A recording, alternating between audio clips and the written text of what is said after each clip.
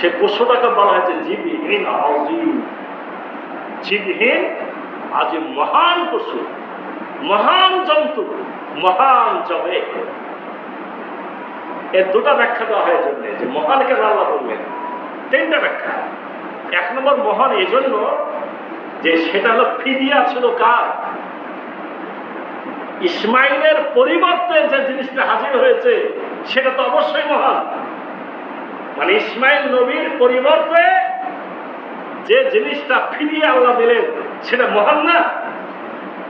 আমরা এখন যে জবাই করতে যাব, আমাদের মাথা থেকে উঠে থাকতে হবে না যে আল্লাহ আমাদের সন্তানদের পরিবর্তে কি করেছেন? এই জন্তুগুলা জবের সুযোগ দিয়ে দিয়েছে। অতএব এগুলো মহান জন্তু, আল্লাহ সুযোগ দিয়ে দিয়েছে। সব পশু আর কুরবানি হওয়ার যোগ্যতা অর্জন করে না, অতএব এগুলো সব মহান জন্তু।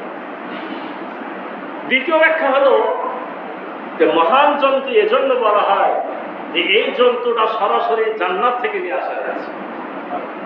ওই জন্তুটা, যে জন্তু ইব্রাহিম নবী জবাই করেছিলেন, সেটা জান্নাত থেকে ফেরেশতারা হাজির করেছিলেন। তৃতীয় ব্যাখ্যা হলো যে এই জন্তুটা সেই জন্তু জান্নাত থেকে অবশ্যই, তবে এটা অন্য কোনো জন্তু নয়। এটা হাবিল এবং কাবিল, প্রথম যে কুরবানির ইতিহাস। হাবিলের কুরবানি কবুল হলো আর কাবিলের কুরবানি কবুল হলো না। হাবিলের কুরবানি কেন কবুল হলো? তার মধ্যে সকল সময় তাকওয়া বিরাজ করত, সে ছিল মুত্তাকি, পরহেজগার। আর হাবিলের মধ্যে একটু সমস্যা ছিল, কাবিলের মধ্যে একটু সমস্যা ছিল।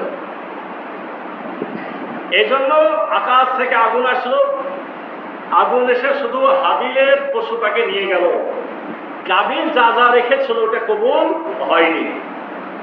আল্লাহ আমাদের বাঁচায় দিয়েছে। এখন যদি আমরা ভাগ নিয়ে দাঁড়ায় থাকতাম যে কোনটা আল্লাহ নিবে কোনটা আল্লাহ নিবে, হয়তো বা এমন হয়তো আল্লাহ মাফ করুন যে গ্রামের কাউরিটা আল্লাহ নিয়ে গেল, তাহলে তো আমরা বেজ্জত হয়ে যেতাম নাকি? আল্লাহ বাঁচায়